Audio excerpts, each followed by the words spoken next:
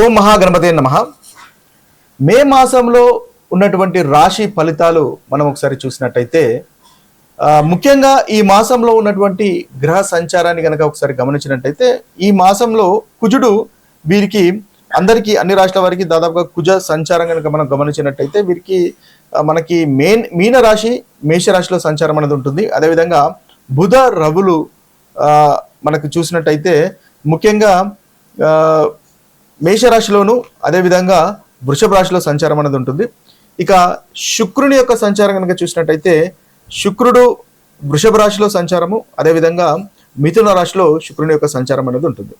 ఇక శని మనకు మీన రాశిలోనే సంచారము, గురువు మిథున రాశిలోను, రాహు కుంభరాశిలోను, కేతువు సింహరాశిలోను సంచారం అనేది ఉంటుంది. ఇవి స్థూలంగా ఈ మాసంలో ఉన్నటువంటి గ్రహస్థితి.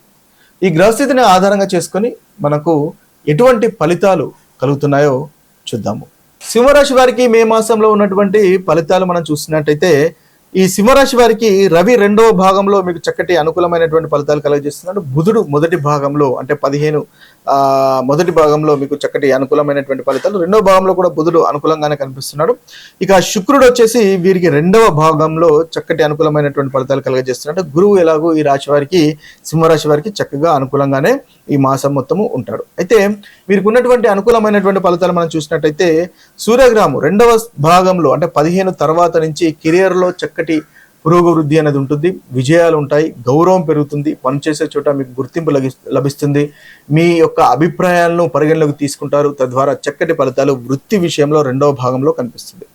అయితే బుధ గ్రహం వల్ల కూడా రెండవ భాగంలో చక్కటి ఫలితాలు కనిపిస్తున్నాయి. బుధుడు దశమ స్థానంలో సంచారం చేస్తున్నాడు. రెండవ అధిపతి 11వ అధిపతి అయినటువంటి బుధుడు దశమ స్థానంలో సంచారం చేస్తున్నాడు. కాబట్టి వృత్తికి సంబంధించినటువంటి విషయాల్లో ధనలాభం అనేది కనిపిస్తుంది. కుటుంబంలో ధనలాభం ఉంటుంది, అదేవిధంగా వృత్తి విషయాల్లో ధనలాభం ఉంటుంది, కెరీర్ ప్రోగ్రెస్ అనేది ఉంటుంది, ఇన్కంలో గ్రోత్ అనేది ఉంటుంది. చాలా చక్కటి ఫలితాలు బుధుని వల్ల ఈ మాసంలో మీకు కెరీర్కి సంబంధించినటువంటి విషయాల్లో సింహరాశి వారికి కలుగుతాయి.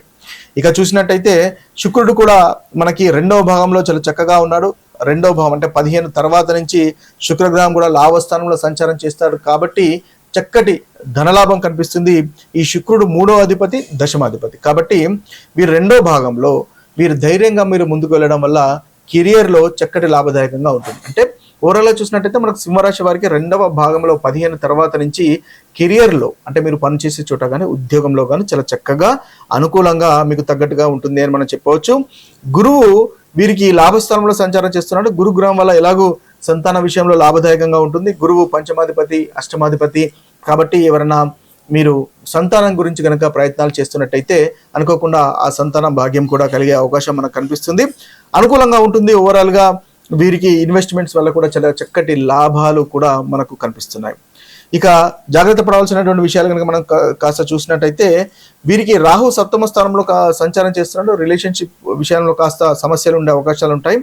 అయితే మొదటి భాగంలో కెరీర్లో కొంచెం నార్మల్గా నడుస్తున్నప్పటికీ రెండవ భాగంలో 15 తర్వాత నుంచి చాలా చక్కగా అనుకూలంగా ఉంటుంది. కాబట్టి మొదటి భాగంలో కాస్త జాగ్రత్తగా ఉండడం అనేది మీకు చెప్పదగినటువంటి సూచన.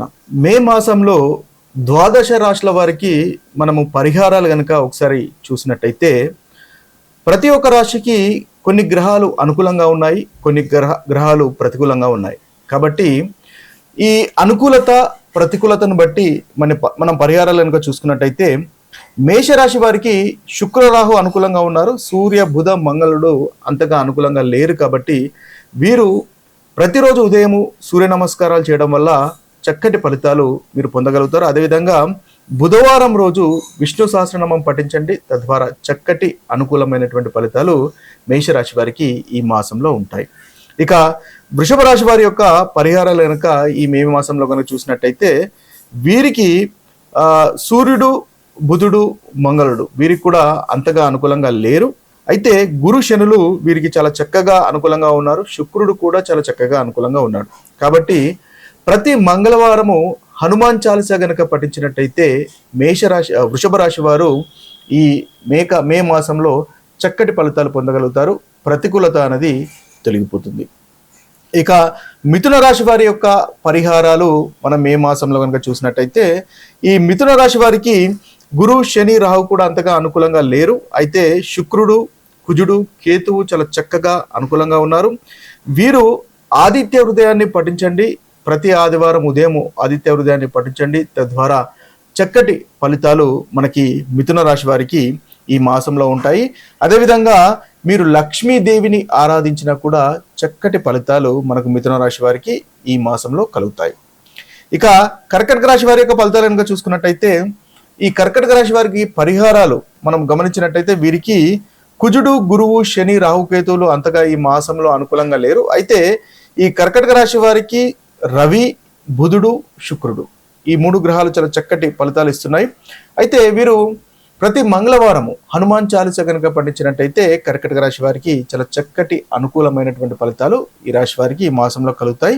ప్రతికూలత ఏదైతే ఉందో ప్రతికూలత తొలగిపోయి అనుకూలత అనేది మన కర్కాటక రాశి వారికి పెరుగుతుంది. ఇక సింహరాశి వారి పరిహారాలు ఈ మే మాసంలో చూసినట్టయితే మనకు సింహరాశి వారికి కుజుడు ముఖ్యంగా అనుకూలంగా లేడు. శని రాహు కేతువులు అనుకూలంగా లేరు. కాబట్టి శనీశ్వరుని ఆరాధించండి. సింహరాశి వారు ముఖ్యంగా మంచి ఫలితాలు మీకు కలుగుతాయి. ప్రతి శనివారము శనీశ్వరుని ఆరాధించండి, లేదా ప్రతి మంగళవారము హనుమంతుని ఆరాధించినట్టయితే ఈ సింహరాశి వారికి ఈ మే మాసంలో ఉన్నటువంటి ప్రతికూలమైనటువంటి ఫలితాలు తొలగిపోయి అనుకూలమైనటువంటి ఫలితాలు కలుగుతాయి. ఇక కన్యారాశి వారి యొక్క పరిహారాలు కనుక మనం చూసుకున్నట్టయితే కన్యారాశి వారికి శుక్ర రాహువులు మాత్రమే అనుకూలంగా ఉన్నారు. అయితే మిగతా గ్రహాలు అనుకూలంగా లేరు. కాబట్టి వీరు ప్రతి బుధవారము విష్ణు సహస్రనామము పఠించండి. తద్వారా చక్కటి ఫలితాలు కలుగుతాయి. అదేవిధంగా ఈ కన్యారాశి వారు ప్రతి సోమవారము మనకు మహాశివుణ్ణి ఆరాధించండి, లేదా మహాశివుని యొక్క గుడికి వెళ్ళే ప్రయత్నం చేసి దర్శనం చేసుకునే ప్రయత్నం చేయండి. కన్యారాశి వారికి ఈ మాసంలో కలుగుతున్నటువంటి ప్రతికూలత తొలగిపోయి అనుకూలత అనేది పెరుగుతుంది. ఇక మనము తులారాశి వారి ఒక పరిహారాలు కనుక మనం చూసుకున్నట్టయితే తులారాశి వారికి ఈ మే మాసంలో చక్కగా అనుకూలమైనటువంటి ఫలితాలు అధికంగా కనిపిస్తున్నాయి. మన కుజుడు శుక్రుడు గురువు శని కేతువు ఈ గ్రహాలన్నీ కూడా తులారాశి వారికి చక్కగా అనుకూలంగా ఈ మే మాసంలో ఉన్నారు. అయితే రవి బుధ రాహువులు ఈ 3 గ్రహాలు అంతగా అనుకూలంగా లేరు. కాబట్టి ముఖ్యంగా ఆదిత్య హృదయాన్ని పఠించండి. ప్రతి ఆదివారం తులారాశి వారికి చాలా చక్కగా ఉంటుంది. అదేవిధంగా మీరు రాహుకు సంబంధించినటువంటి అంటే మనకు రాహు పూజ కానీ చేసినట్టయితే చక్కగా మంచి ఫలితాలు కలుగుతాయి. అదేవిధంగా శనీశ్వరుని ఆరాధించినట్టయితే కూడా మీకు చాలా చక్కటి ఫలితాలు ఈ మాసంలో కలుగుతాయి. ఇక వృశ్చిక రాశి వారి యొక్క పరిహారాలు కనుక మనం చూసుకున్నట్టయితే వృశ్చిక రాశి వారికి కూడా చక్కగా రవి అదేవిధంగా కుజుడు శుక్రుడు ఈ 3 గ్రహాలు అనుకూలంగా ఉన్నాయి వీరి యొక్క సంచారంలో. అయితే బుధ గురు శని రాహు కేతువులు మాత్రం అంతగా అనుకూలమైనటువంటి సంచారంగా ఈ మాసంలో మనకి వృశ్చిక రాశి వారికి లేదు. కాబట్టి వీరు ప్రతి మంగళవారము హనుమంతుని ఆరాధించండి, లేదా ప్రతి శనివారము మీరు శనీశ్వరుని కనుక ఆరాధించినట్టయితే చక్కటి ఫలితాలు మీకు ఈ మాసంలో కలుగుతాయి.